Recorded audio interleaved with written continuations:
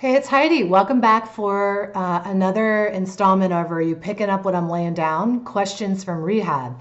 And these are questions that every week I run multiple groups at the treatment center where I teach on healthy relationships, dysfunctional family dynamics, self-esteem, empowerment. And one of the groups that I run is I have the clients write down a communication that they're having within their family while they're in treatment or when they get out into recovery, and we role play how to handle it the healthiest way possible. So are you picking up what I'm laying down? I'm going to, read, I should probably do that one because it fell out. Maybe I'll do two.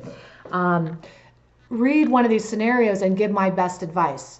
And this advice isn't just for the addict or alcoholic, it's for the entire family to hear this question. Because don't you want to be a fly on the wall when your loved one's in treatment? Wouldn't you love to know what they're working on or what they're talking about? Well, I'm going to be able to help you anonymously right now.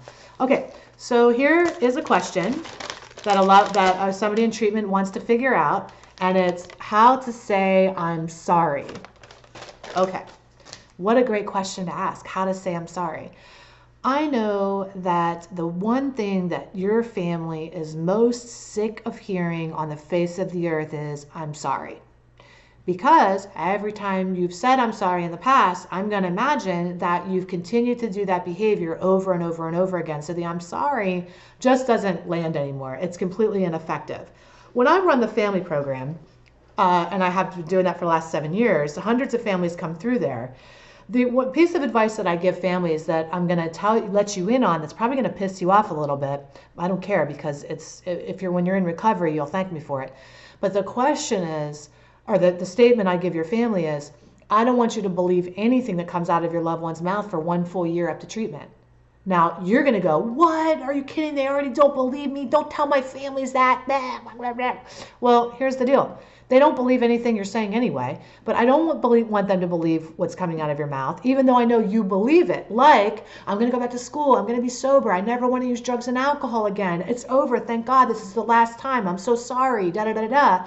Because when they hear that, even though you believe it at the time, they hear it, they get really happy, and they might believe it too, but then your action doesn't back it up. So I don't want them to discourage what you're saying. I don't want them to like poo-poo what you're saying, but I want them to not listen to anything that comes out of your mouth for 1 full year and watch what you do instead. You know, that advice works with just humans in general. Like if you have a boyfriend or a girlfriend who's like, I love you, baby, so much. You're the most important thing to me in the world. And calling 5 other side piece. Well, that's a terrible way to say it. But, you know, doing whatever else they're doing, but they're telling you one thing but doing another. Don't listen to what people say. Watch what they do instead.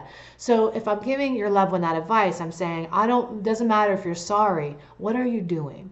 Your best apology is walking your walk to recovery. Your best apology is being who you are every day, because you don't think that your family's going to forgive you, but I'm going to tell you what right now. Your family will totally forgive you because all they want is for you to be well and happy.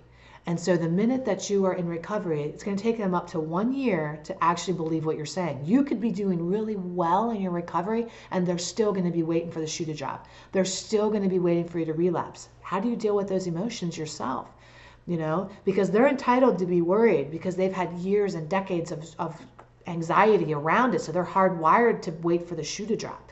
But for you, all you can do is be steady, be consistent in your action, and your behavior will speak louder than any apology you could ever give. Why? You'll make a living amends, okay? And you'll be showing them every day by your behavior moving forward. There's nothing you can do about the past, honey.